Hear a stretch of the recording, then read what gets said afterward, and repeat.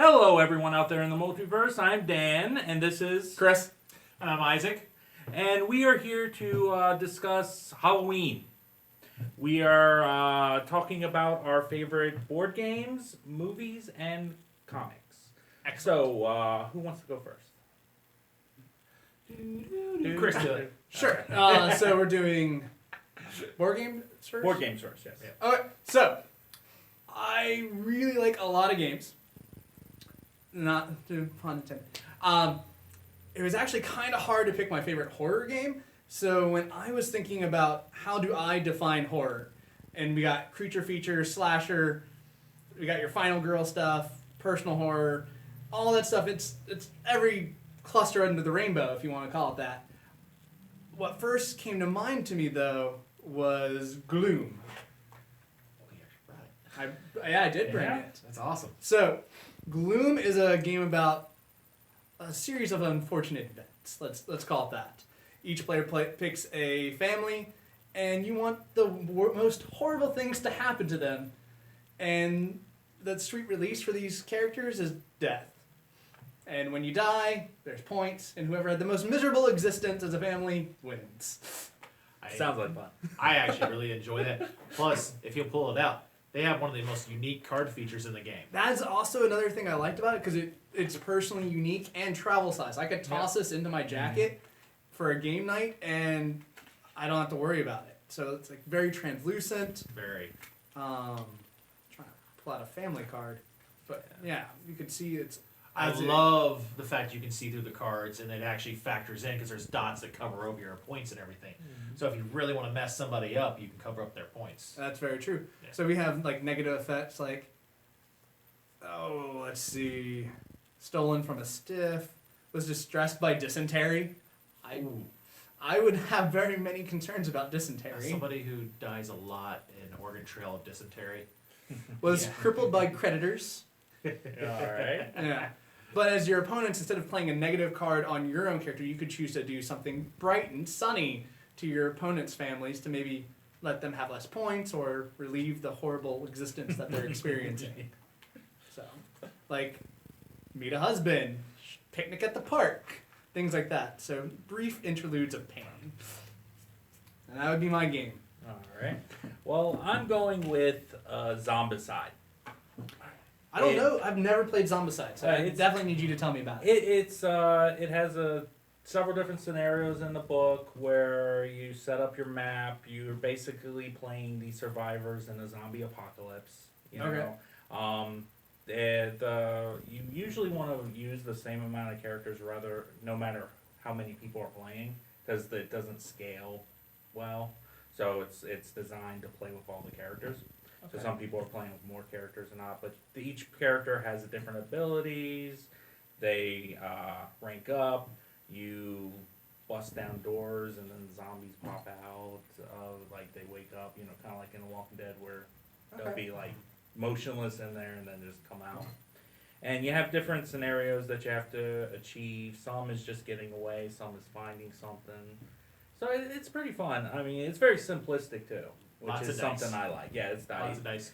Is Zombicide cooperative, or are you working It's against... cooperative. You're working with your people you're playing with, Okay. against the game. Very much so. I actually own a version of Zombicide, but the big thing about Zombicide is that it has a lot of pop culture references built into the game. Yeah.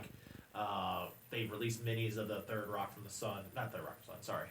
That would be a fun expansion. That would be, yeah, that would be The awesome. Big Bang Theory people were in there. Oh, they did? I didn't Chuck know Norris that. was in there. They had Machete in there. Because at first I was thinking you were going to say Funkoverse. 30 Rock, Machete. Yeah, exactly. But I like that they do put the pop culture reference in there. Plus, you wouldn't think it's a very straightforward.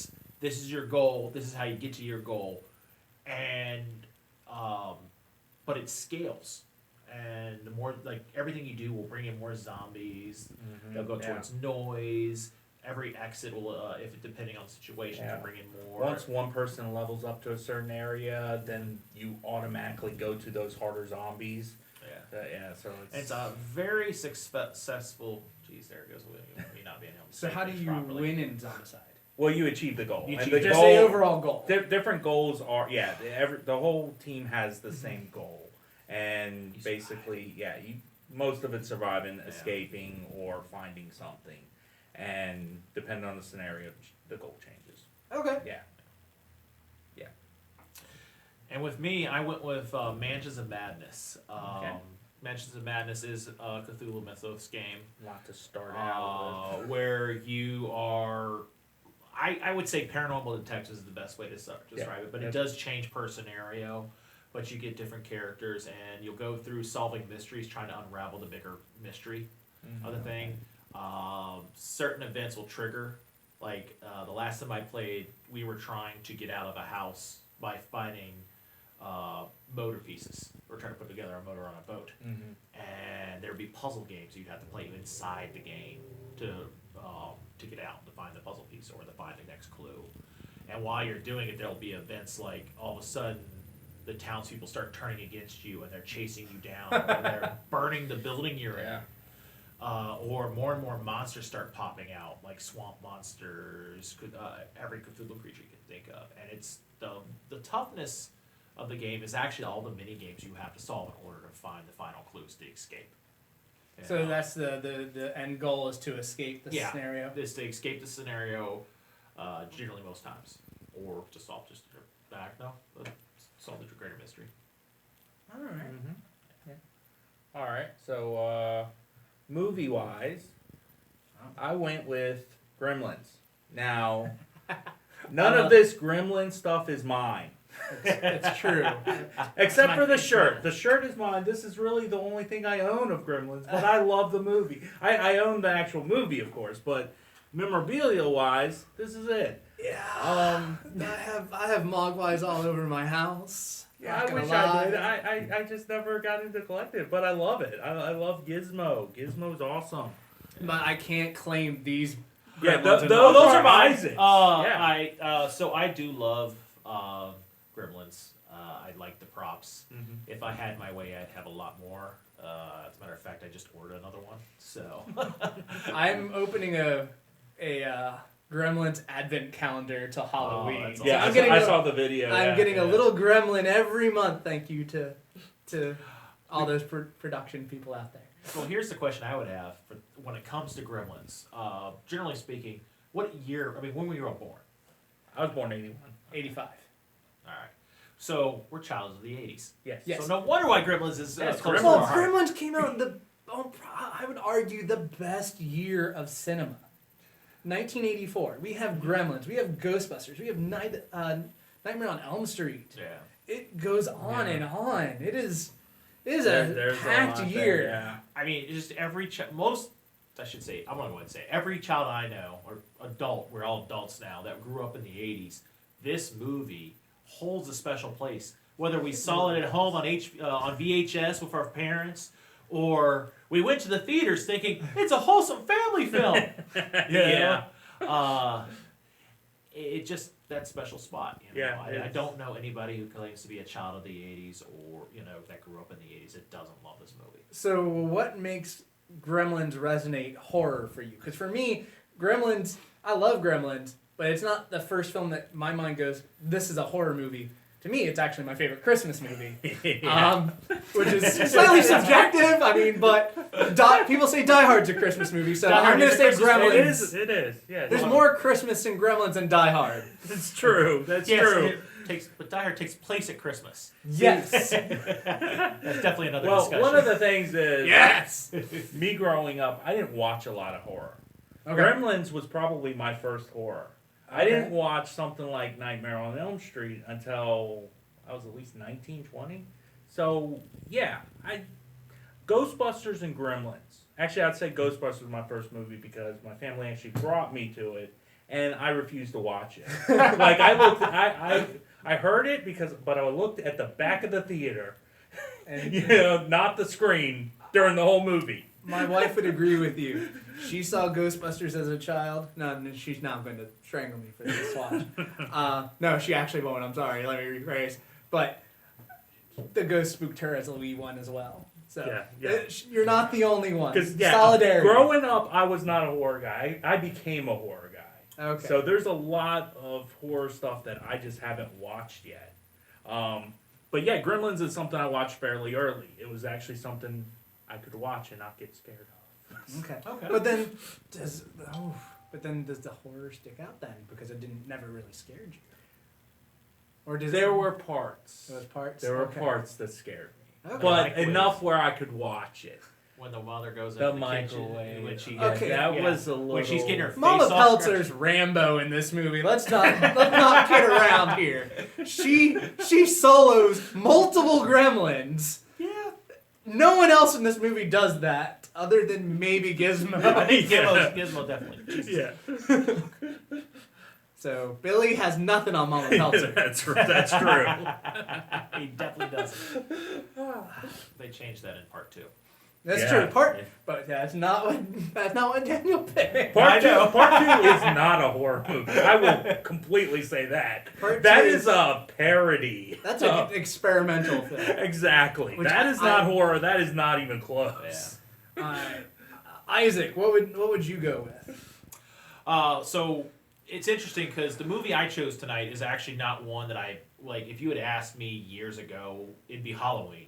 Straight up, that movie That's an excellent transcends everything. It has the boogeyman in it, and it It's a actually, classic. and it, you see the villain through the eyes of a child. You know, when you watch Halloween, and you get scared when the kid gets scared. Yeah. But not for tonight. I have chosen Return of the Living Dead, Ooh. which will probably give you a lot of insight into how I like horror movies. Return of the Living Dead is a sequel to Night of the Living Dead. Soft sequel. It's John Russo. He helped with, they split. This is the movie that's, caused the split. But it centers around a group of friends, 5 punks from the 80s, Yes. and them trying to survive a night where the zombies are coming alive.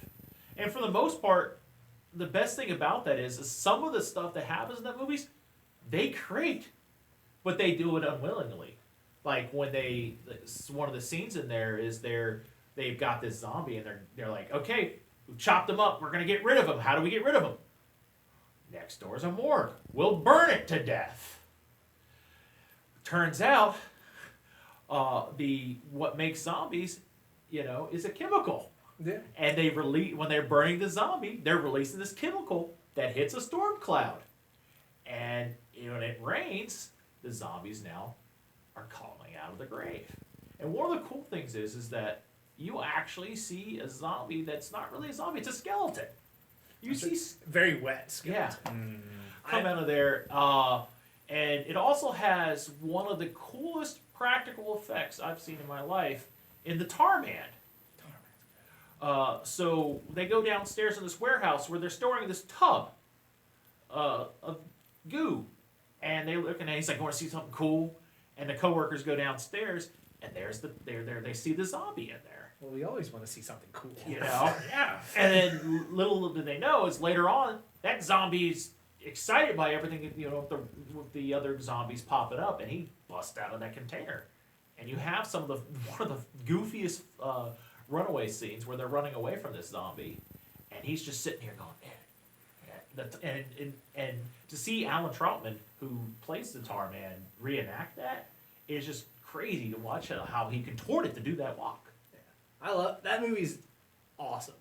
I'll say the Tar Man is probably my favorite zombie makeup or costuming. There's no CGI. It's all practical. Yeah. The other reason I love Gremlins, practical, real puppets, non-CGI.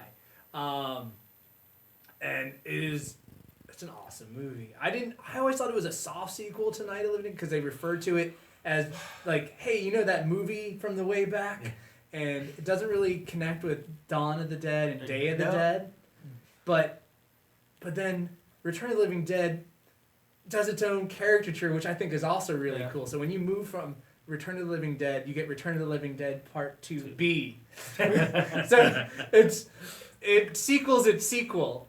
And it brings a lot of the same cast back, which I think is actually pretty cool. And then another thing about Return of the Living Dead that they treat Night of the Living Dead as a actual fact. This actually happened, but it was a little further away. Yeah, they're like, they're like, "Oh, you mean that movie?" And they're like, "No, it really happened." Yeah, it really happened. And that's where you get the events. And there's a part of the movie where you get to see they actually talk to a zombie.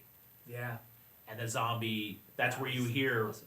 brains. And there's also they explain why they eat brains Yeah. because being dead hurts. Yeah. Being dead hurts, and brains makes it better. And they also find out that zombies are still intelligent. Yeah. There's a scene in the movie where Sentience. they actually figure out that if they call in for help, more people will show up. Send more paramedics. Yeah. I really did like that scene where they all just attacked the ambulance. Oh, yeah. That was just a giant horde. That was a good choice. Yes, it was. I kind of want to go home and watch it again. All right. So my movie, it's a bittersweet. It is a personal favorite of mine, and I think if you really like horror movies, this is a movie for you. However, if you're new to horror movies, or you don't like movies that have a slow burn, I would not recommend this movie to you. I would recommend both of their movies. Like, yeah, you should watch it. Awesome movie. You'll probably enjoy it. I love Phantasm. And he's even wearing a Phantasm shirt. This is a movie I just adore for many, many reasons. This is actually a prop from that film, the Sphere. So, Phantasm. The story references a small town and people are dying. Oh no. And it's mysterious. And you have this odd man that's in the neighborhood working at the cemetery that's referred to as the tall man. And everyone just kind of gets creeped out of him. But just overall, the music of that film is superb. I think I've said superb way too many times. The graphics for a film that came out, or like the shooting of this, I believe the film came out in 1978, 1979. And there was a lot of creative cost-saving measures for that film. That film also took, I think, multiple years to film because the director was renting the film equipment and shooting it on weekends and other things like that. And then, your protagonist is also an ice cream man. So what's wrong with that? Yeah. It's interesting, it's creative, and when you look at the span of the franchise, because it is a franchise, there's multiple films, it is one of the few films that has the same antagonist and protagonist throughout 40-some years of cinema, which I can't think of another franchise that does that off the top of my head. And it's also one of those guys who, if you're into independent films, it's their, for lack of a better term, wet dream. You know? Maybe. I'm also a fan of independent cinema. I've gotten into it a lot more this year. So if I was to recommend a movie or recommend movies, I can think of a ton off the top of my head. One, I would suggest if you want to support really local cinema, like in this region, Slasher 15 movies. You can get Curse of the Slasher Nurse and Return of the Slasher Nurse. You can find it on Amazon, and I actually think that's here. This was filmed in Orange, so right down the road. And the cast and crew are from Culpeper, Orange, and then some of the surrounding areas. We also have some cool people from Jersey that came out. I wasn't involved in those movies, but I think they're really cool. The most recent Slasher 15 film, that's again in this region, is Bloody Summer Camp, which is those shirts there. I was actually in that one, so check that out. But there's just some shirts from it. It was an awesome movie, slasher. Yeah. So that would be one I'd probably recommend if you're going to get local. But if I was going to be like, hey, mainstream, I'd probably say They Live. Just because of the awesome graphics, practical effects. But in my heart, Phantasm. Yeah. I mean, so overall, I always drop The Thing, too. Or not They Live. I meant to say The Thing. Oh, I'm such a bad horror fan. But the thing is, we were having a discussion before the film went on about The Thing and how it's one of those movies that I think you could show to anybody. If they wanted an action film, they have an action film. Sci-fi movie. They want sci-fi, it's there. You want horror, oh jeez. Yeah, that's what And I then meant. the practical effects, that such a once bad you fan. see the great surprise of the monster, or one of the fun of that movie is that you never know which person's infected. Mm-hmm. And the funny thing is, it's a remake. It is. There's original, then I think is what 20 some years later they made The Thing. Which it's even a soft sequel because the way they bury the icicle that's in there where the creature is actually part of the plot from the original film where that crew has removed that icicle. Yeah. I didn't know that. That's kind of cool. Yeah, so John Carpenter's soft Yeah. sequel / reboot. So I meant to say The Thing, but They Live is awesome. Roddy Piper, Keith David, best choreographed fight scene in my opinion. I like that fight That scene. is lives awesome. Yeah. So, can I ask why the Phantasm shirt then? Why the Phantasm? Yeah. Well, like we were talking about it earlier, you had mentioned Phantasm. I'm like, okay, he's gonna talk about Phantasm. I love it. I actually thought we were gonna have a bigger discussion on Phantasm. I will I have thought the whole Phantasm. evening was gonna be about Phantasm, and it was like, I could do that. Okay, You know, so I love Phantasm too. Once again, this is another film. He was talking about horror fans not recommending it. It is a film I hated when I first got into horror movies. Could not stand it. It was slow, It's a methodical. slow burn. But the more and more I watched more horror movies, I realized that's one of the things I like about horror movies is slow, methodical, and that baddie, the tall man, never stops coming. No, he does not. And the very end sequence of that movie just proves that point. Yeah. So that's one of the reasons why I also love the Phantasm. So that's why I wasn't sure. Cool thing about the first film is that they shot so much for this movie. It could have been like a 3-hour epic. The studio was like, "Nah, you can't. That ain't gonna happen. You need to trim that." Yeah. So when it came to the fourth Phantasm film, they had like no budget. However, they repurposed all that footage, which I thought was another reason why I love the Phantasm franchise, because they're just so creative when they need to be or want to be. But they took all that old footage that hadn't been used and used it for like old memories of the lead characters, and they're reflecting on times that they had with each other. And you're seeing old footage that's new to you, but the actors are now 20 some years older from what you're seeing. So it just layers so interestingly to me. Yeah, like you see Reggie, who's now older ice cream man, and it's him like hanging out with Mike as a kid. And it's just I honestly don't think he continued on being the ice cream man though after, but he's always still dressed up like he's the ice cream that is his man. battle uniform. Is his ice cream man. Like I'm pretty sure you don't see the ice cream truck again. No, But because it wrecks in the first Yeah. movie. But I will say that a couple years ago they made a brilliant 4K transfer of it. Yes. It is one of the most beautiful films that I've ever seen in 4K transfer. Like just sharp. What's You this? watch it and you see things you've never seen before. If I remember correctly, who was it J.J. Abrams that Yeah, did I think it's Abrams. that did the new Star Wars films? Yeah. So he's a fan of Phantasm as well. Actually, that's why there's Phantasm. I thought it was Phantasm.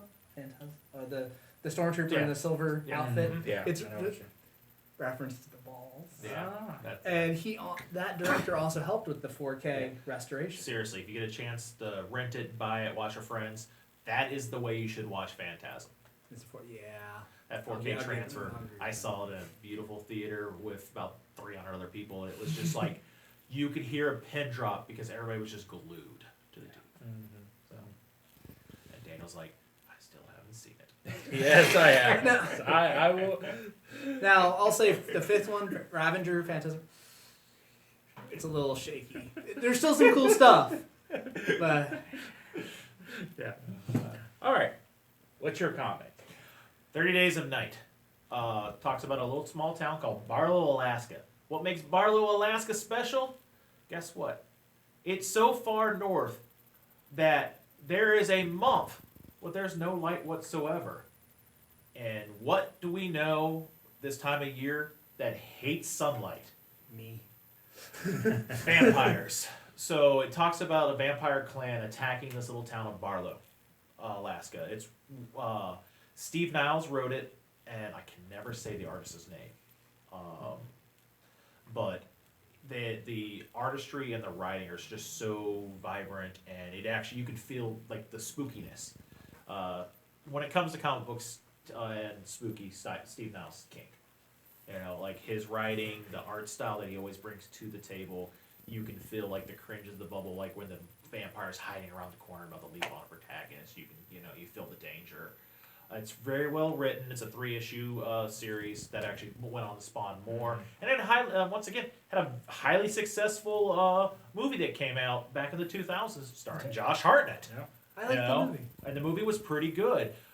Special effects, believe me, if it's dark in the snow, I'm staying inside. Yeah.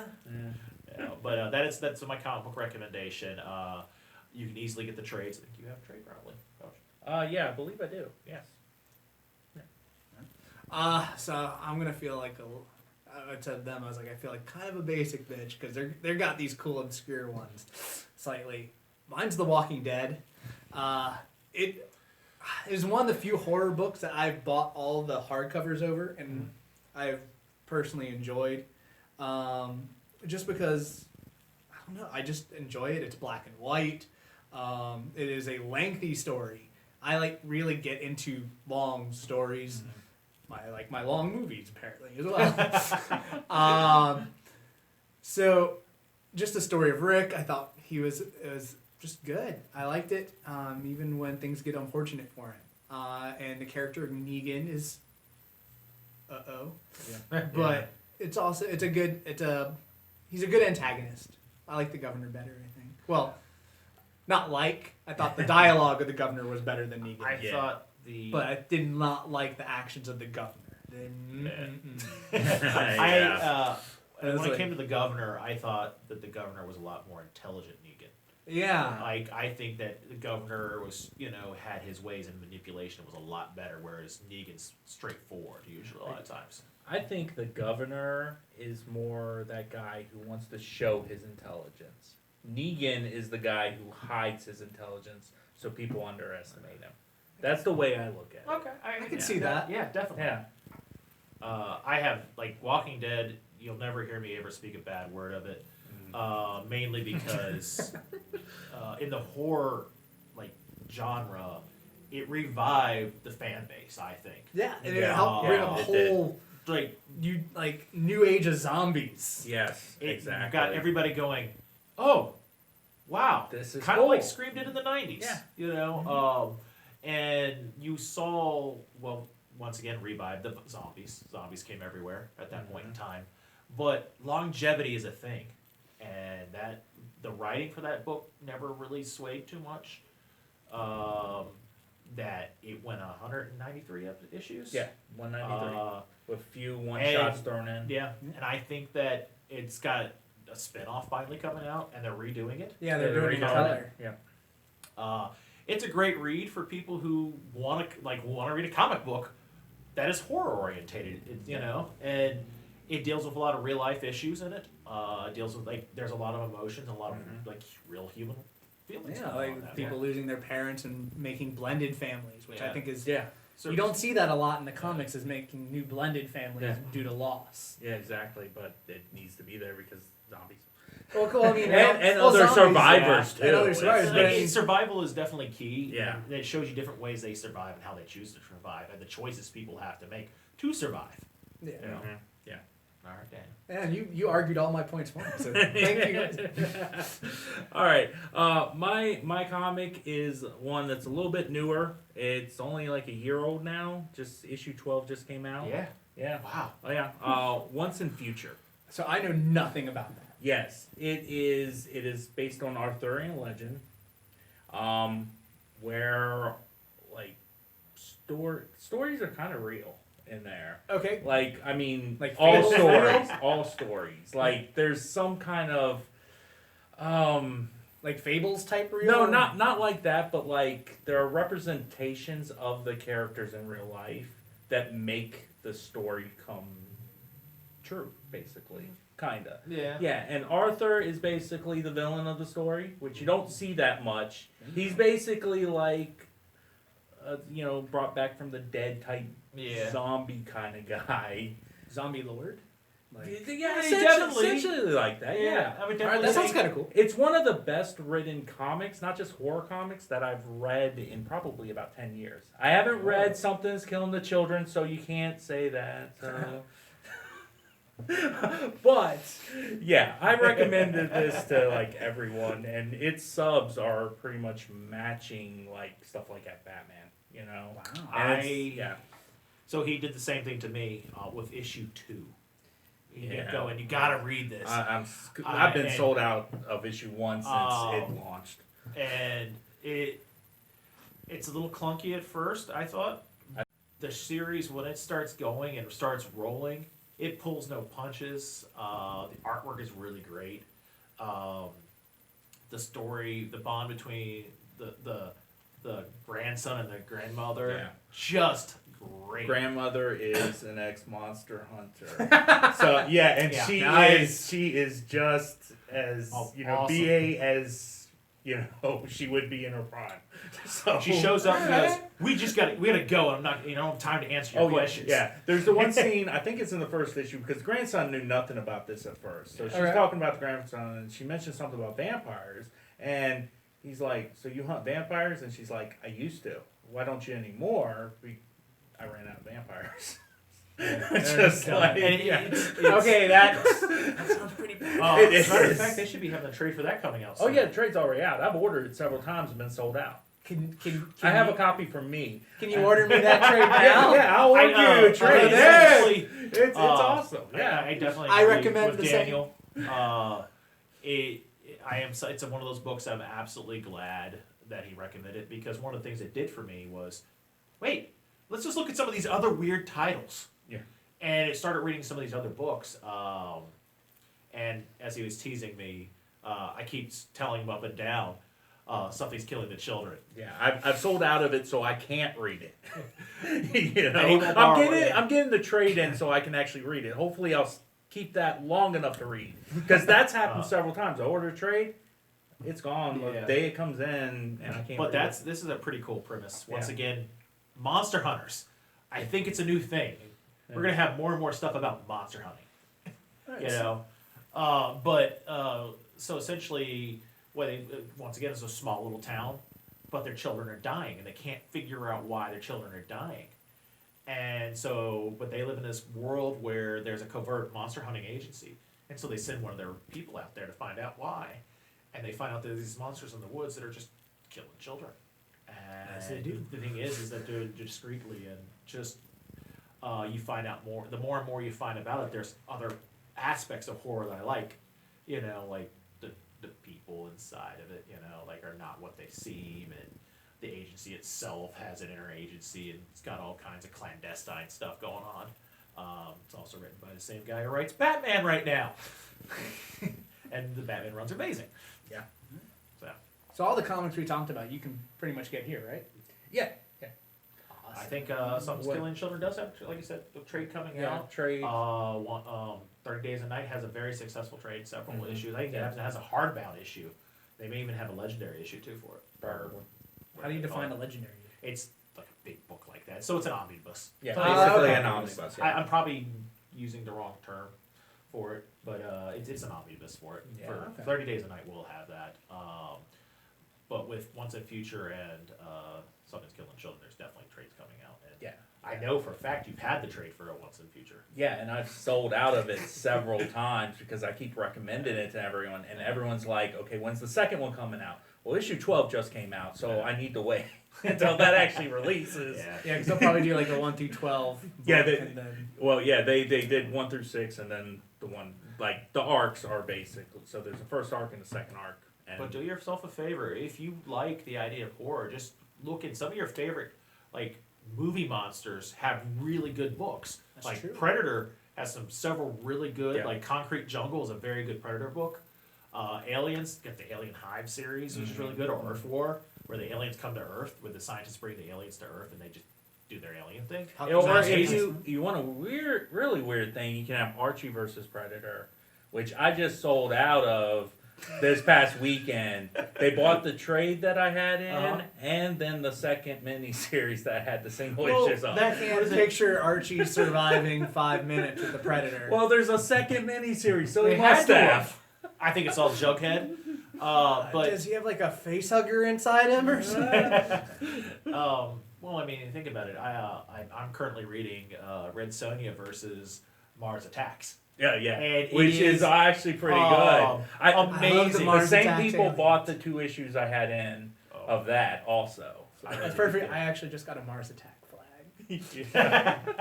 It's gonna decorate my garage. But like, it's amazing how when we think of, when you think of movies or genres in general, horror. Sorry, can't talk tonight. Horror is always looked down on, but Yeah. you'll find the aspects of everything you like in certain horror movies. Yeah, That's exactly. Yeah, especially modern stuff because it's like blended. They blend stuff so much now that true. I mean, you can find something you like about almost any genre. and Sabrina the Teenage Witch has her own horror comic book. Yeah, yeah. I'll It admit, does. I prefer It's probably actually pretty decent. the I've older been reading stuff it, yeah. when it comes to film, just because of the practical effects. Well, yes. Well, Sometimes modern gets too, CGI. CGI and digital and I've- stuff, and yeah. For realistic shots, I feel like go practical, but for the stuff you can't do, Yeah. I agree CGI works. Like if they do a Gremlins remake, reboot, sequel, They need to do puppets. I want puppets. Yeah. I I don't mean, want yeah. CGI. As long as they do puppets as good as this. Yeah. Because sometimes when they do puppets, they're like, oh yeah, we're just going to throw this out there. Yeah, or like when you look at the more recent Child's Play sequels, or the of Chucky films, Yeah. the more recent ones, it's a blend of you have CGI and practical effects. I really Which like is Cult of CGI. Chucky. Culture Chucky, it's not bad. But some of the it doesn't blend so well because you could be like, oh, that's very CGI when you see Chucky walk, when you compare it to when you've seen Chucky walk in other films Mhm. where there was much more depth because of the practical Yeah. effect. So, But yeah, I mean, other board games like we were talking about it. Like we in my group, of course, as I forget the name. so if I were to recommend another game while he Yeah. thinks, Werewolf. I really like trader games and conspiracy games, and Werewolf is a good game for Ah, that. there you go. You pick up, you shut out the cards. People don't know who's what, so some people are werewolves, some people are villagers, and the villagers have to suss out the werewolves before they all die, or that there's more werewolves than villagers. If that happens, the werewolves are going to win. If the villagers can destroy, remove, what verb or adjective you want to call for the death of these werewolves, they'll win. I really like trader games because I like the lying and the conceived like he's and all that stuff. So that's a fun one in my Yeah. opinion. And it is Betrayal on the House of the Hill. That's a good. Yeah. I thought about naming yeah. that one too. It is as we all know, it's a well, not all everybody, but it's a great game. It's 50 different missions you can do, Mm-hmm. but it's ever changing in every situation. You may never get to 50. I've played that game so many times. I've never gone through everything, Yeah, but it has a played very it good, yesterday. very good horror mechanic to it. Yeah. Zombies, giant snakes attacking you, giant birds dropping you, the psycho killer. Yeah. You actually can be friends with a psycho killer in that too. I almost picked that game, but the randomness of it sometimes Yeah. I think can upset players. People who they go all about the strategy and then they realize, oh no, now I'm the betrayer. They don't. Some people get upset about that. Yeah, I played once. My first time playing, I was the betrayer. I was all the way across the house. Everyone else just had to walk out the door. I couldn't do anything. I was just stuck there. Never split the party. I'm like, yeah, I can't do anything. Yeah, So I have a bad experience. I don't like the game. Oh. I, You know I- what? We're gonna force. So you to one play of today. 50 scenarios he did not like. Exactly. So he has 49 more to try. Yeah. I volunteer occasionally at the library in town, and I introduced this game to them many years ago. And there was this little girl who sat down. She goes, "I want to play Betrayal." I'm like, "Okay, go play Betrayal." She's like, "I can't wait. I hope I'm the betrayer. It's so much fun." And just the glee and excitement, because you get people like that who like, I want to be the one that chases down everybody or surprises and springs and go, whoo. Yeah, I like being the bad guy sometimes. I like being the bad guy in the Betrayer games. But it's also just as fun to be like, oh, not me. I'm telling the truth. I swear. This time I'm telling the truth. Last time doesn't count anymore because that was last time. Weird. And then people hold grudges. All right. I hope you enjoyed the video. Be sure to like and subscribe. Hit the notifications, and we will see you in the multiverse. Oh, and if you have a spare moment, check out KOA on Indiegogo. Isaac and I have a friend named Matt. He's trying to fund his own independent movie. It's interesting. It has a guy from Basket Case in it. If you've ever seen that horror movie, Yeah. I really like Basket That's Case. case awesome. So that could be a fun one too. I'm not sure how that all will play out, but I think that could be a fun movie. Talk for hours on horror movies. Maybe we'll have a round two. We could. I could talk more horror movies with you guys any day. So invite me back whenever you feel. Oh like it. yes, definitely. Christmas video too. All right, I already picked Gremlins. Gremlins Dibs, for Christmas. dibs. Yeah. Then I take Die Hard. All right. Face off. You could have a Muppet special. All right. Yeah. I will wear my Muppets Return of the Living Dead shirt. Oh, that sounds like a fun shirt. Well, thank you for having me. All right. Thanks for having Thank me you. too. All right. We will see you in the multiverse. Bye. All right. Hello, everyone out there in the multiverse. I am Dan, Chris. Isaac. and we are here on a special Halloween episode. Okay, I need to start this over again because I can't talk. It's So- sitting next to me, probably. So